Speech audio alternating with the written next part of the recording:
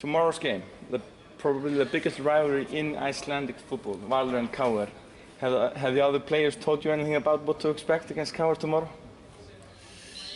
Not what to expect, but of course we know a little bit about this rivalry and everything, the two clubs. So I think it'll be a big game with a lot of spectators and a good fight, a good match. I think. Expecting a battle? Yeah, we do, and I know there's 3 or 4 Danish players in the team as well. So yeah, it's gonna be fun. You also expect a tough match? Yeah, I played against them last year, so very good side.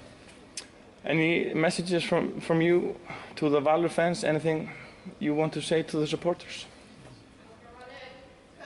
Yeah, keep coming out. Thanks for supporting us. Keep showing up at the game, support us. Yeah. Okay, guys. Best of luck and.